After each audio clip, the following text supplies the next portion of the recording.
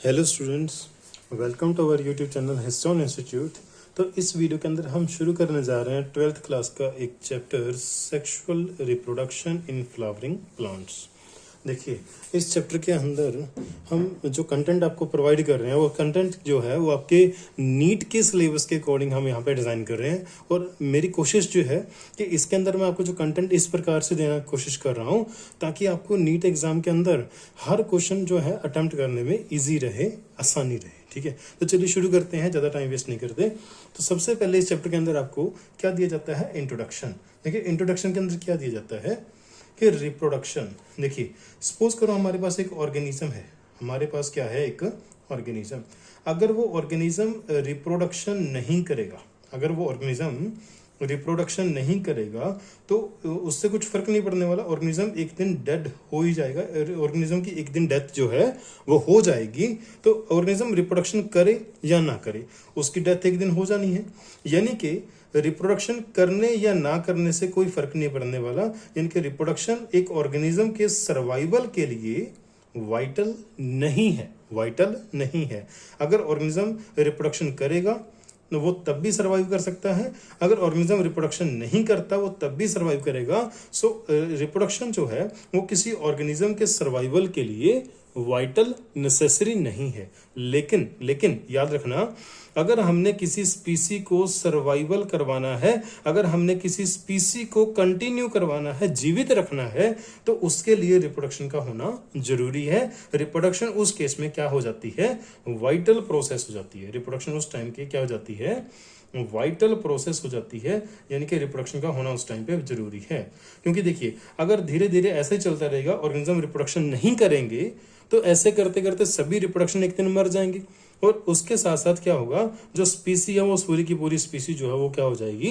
Disappear हो जाएगी। सो किसी स्पीसी को सर्वाइवल करवाने के लिए रिप्रोडक्शन का होना जरूरी है। सो रिप्रोडक्शन क्या है? एक वाइटल प्रोसेस है for the survival of A स्पीसी, but not for the survival of an organism.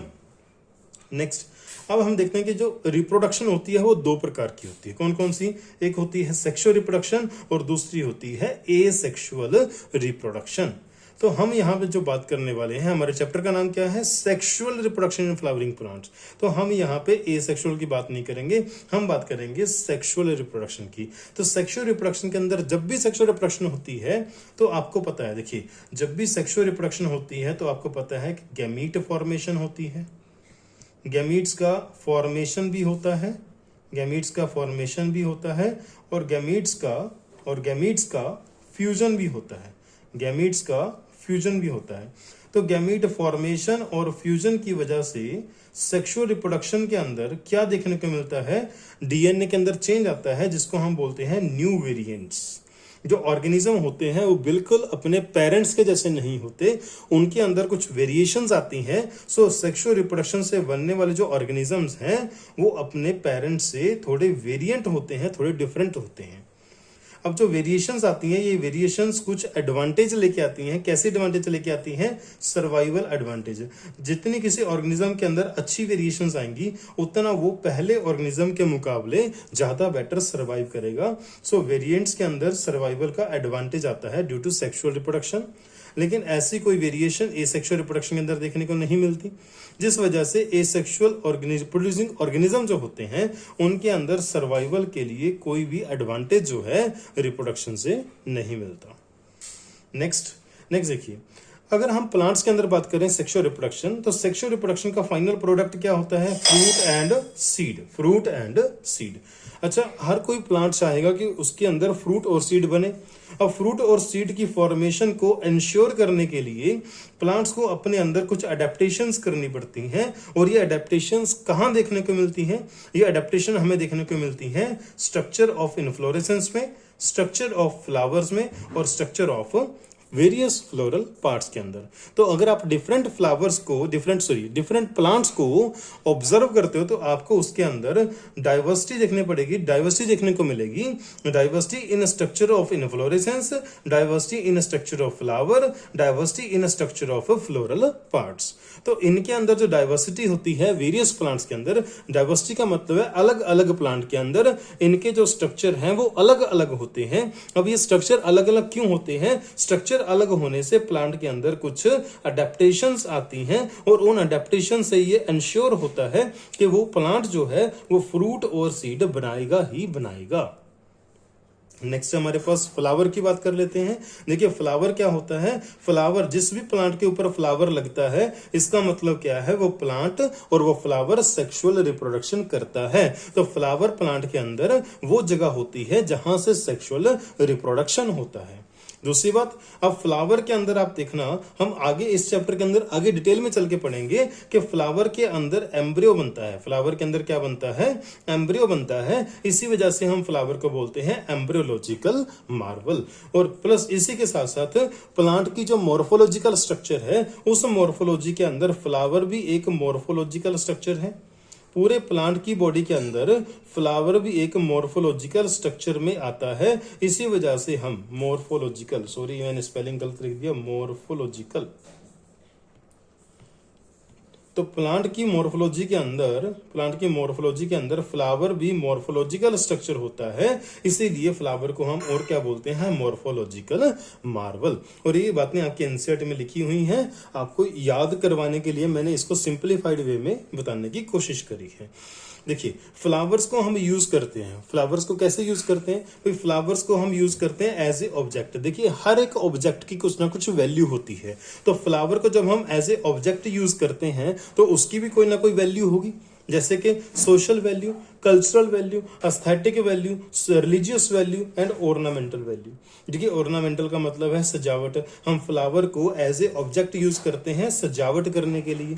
हम फ्लावर को यूज करते हैं किसके अंदर यूज करते हैं, पूजा के अंदर यूज करते हैं, यानी कि रिलीजियस पर्पस के लिए यूज करते हैं। ठीक है, तो ऐसे करके फ्लावर की ये सारी वैल्यूज होती हैं। आपको ये पांचों टर्म जो है याद रखनी पड़ेंगी कि फ्लावर की कौन कौन सी ऑब्जेक्ट, एज ए ऑब्जेक्ट क्या क्या वैल्यूज होती हैं फ्लावर की। सोशल वैल्यू होती है, cultural, aesthetic, religious and ornamental. ऐसे ही देखिए फ्लावर को हम यूज करते हैं ह्यूमन फीलिंग को एक्सप्रेस करने के लिए।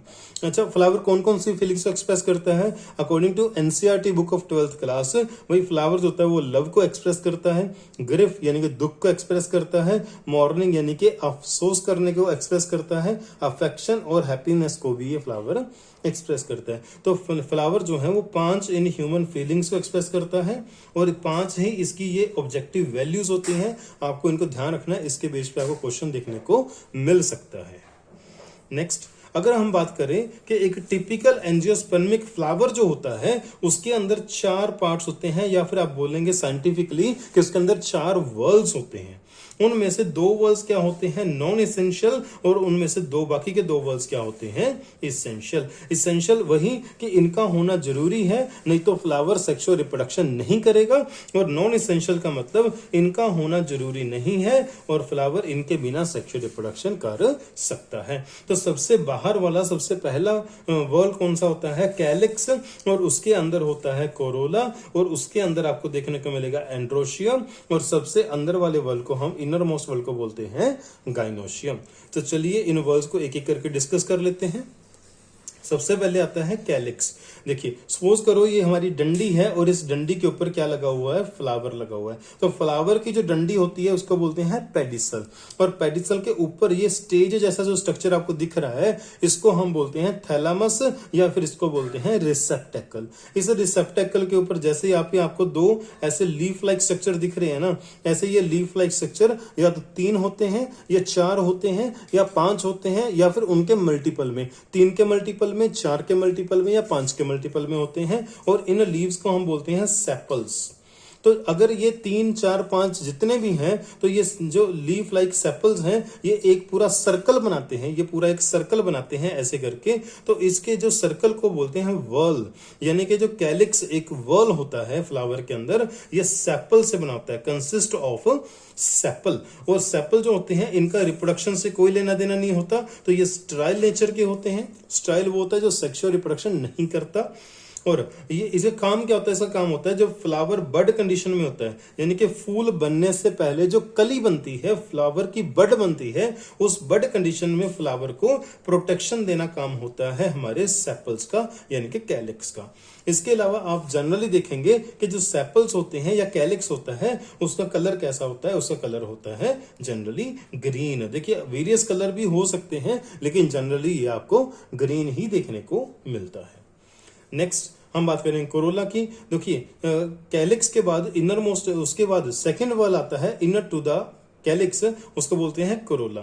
जैसे कैलिक्स सेपल से मिलकर बना होता है तो कोरोला बनता है पेटल्स से मिलने से। पेटल्स क्या होती हैं, आप किसी भी फ्लावर को देखोगे वो किसी ना किसी कलर का होगा, ठीक है। तो वो कलरफुल जो पत्तियां उसी फ्लावर के अंदर होती हैं उनको हम बोलते हैं पेटल्स, और पेटल्स का जो सर्कल बनता है उसको हम पूरे सर्कल को बोलते हैं कोरोला, ठीक है। और इसका भी सेक्सुअल रिप्रोडक्शन से कोई लेना देना नहीं होता, तो ये भी क्या होता है, स्टेराइल नेचर का होता है। और इसके वेरियस कलर्स होते हैं। देखिए अलग अलग फ्लावर जो अलग अलग कलर के होते हैं वो इसी पत्तियों की वजह से होते हैं। तो ये कोरोला जो पेटल जो हैं ये वेरियस कलर्स की होती हैं। और इनका फंक्शन क्या होता है, इनका फंक्शन होता है जैसे फ्लावर है, फ्लावर के अंदर पॉलिनेशन करवाने के लिए कुछ इंसेक्ट्स को बुलाना पड़ता है, वो इंसेक्ट पॉलिनेशन के अंदर हेल्प करते हैं। तो कोरोला का जो कलर होता है, कलर के साथ साथ पेटल्स के अंदर फ्रेग्रेंस होती है, ठीक है। तो कलर, फ्रेग्रेंस, नेक्टर भी ये पेटल्स प्रोड्यूस करती हैं। तो इनके अंदर फ्रेग्रेंस होती है, नेक्टर होता है और ये कलरफुल होते हैं, जिसकी वजह से ये पॉलिनेटर्स को अट्रैक्ट करती हैं ताकि वो फ्लावर के पास आए और फ्लावर को पॉलिनेट करवा दें, ठीक है। नेक्स्ट हमारे पास है एंड्रोशियम। देखिए एंड्रोशियम फ्लावर के अंदर, एंड्रोशियम जो है फ्लावर के अंदर ये कैसा स्ट्रक्चर है, ये इसेंशियल स्ट्रक्चर है। दूसरा ये ऐसा पार्ट इसको हम बोलते हैं male part of the flower. क्या बोलते हैं इसको, male part of the flower, क्योंकि ये सेक्सुअल रिप्रोडक्शन करवाता है। तो ये जो आपको स्ट्रक्चर रेड कलर में दिख रही है इसको बोलते हैं स्टेमन। तो स्टेमन जो होते हैं, स्टेमन जितने भी एक फ्लावर के अंदर स्टेमन होते हैं सभी एक पूरा एक वर्ल बनाते हैं, और स्टेमन के जो वर्ल होते हैं उसको क्या बोलते हैं, एंड्रोशियम। क्या बोलते हैं इसको, एंड्रोशियम। ये क्या होता है, ये फ्लावर का मेल पार्ट होता है और इसका होना जरूरी है फ्लावर के अंदर। So it is the essential whorl of the flower. Last है हमारे पास गाइनोशियम। देखिए यहाँ पे आपको पर्पल कलर का एक स्ट्रक्चर दिख रहा होगा। यहाँ पे ये जो स्ट्रक्चर आपको दिख रहा है ना, इसको बोलते हैं कार्पल। क्या बोलते हैं इसको, कार्पल। तो फ्लावर के अंदर जितने भी कार्पल होते हैं, एक हो या एक से ज्यादा हो, उन सभी को हम क्या बोलते हैं, गाइनोशियम।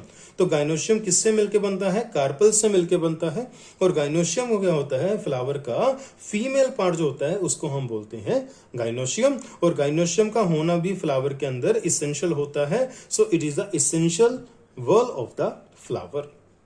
तो देखिए इस वीडियो के अंदर हम इतना ही पढ़ेंगे। इसके रिलेटेड मैंने 2 क्वेश्चंस आपको डिजाइन किए हैं, वो क्वेश्चंस आप एक बार ट्राई कर लीजिए। पहला क्वेश्चन है हमारे पास, flowers are the site of. देखिए फ्लावर जो होते हैं वो क्या काम करते हैं, वो कौन सी साइट होती है। क्या फ्लावर एसेक्सुअल रिप्रोडक्शन करते हैं, बिल्कुल नहीं, गलत है। क्या फ्लावर, सॉरी यहाँ पे थोड़ा सा मिस्टेक हो गया।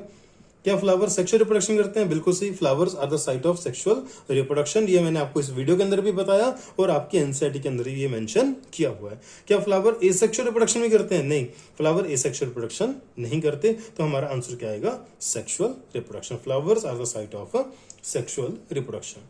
नेक्स्ट क्वेश्चन है, फ्लावर्स आर, फ्लावर क्या है भाई, मॉर्फोलॉजिकल मार्वल है, बिल्कुल सही।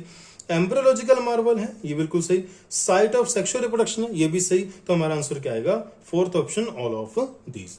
तो ऐसे कुछ क्वेश्चंस आपको देखने को मिल सकते हैं। आसान क्वेश्चंस हैं क्योंकि आपने टॉपिक अभी अभी मेरे साथ वीडियो के अंदर रिवाइज किया, तो इसीलिए आपको ये आसान लग रहा है। अदरवाइज जब पूरा सिलेबस एक साथ आएगा तो यही क्वेश्चंस आपको कंफ्यूज कर सकते हैं। तो वीडियोस को देखते रहिए, अपने दोस्तों के साथ शेयर करते रहिए। अगर आपको अच्छा लगे तो लाइक कमेंट करें, शेयर करें इस वीडियो को। और अगर आपको क्वेरी हो तो आप कमेंट सेक्शन में उस क्वेरी को डाल दीजिएगा। होपफुली मैं आपको जल्दी ही इसका रिप्लाई करूंगा। Thank you, have a nice day.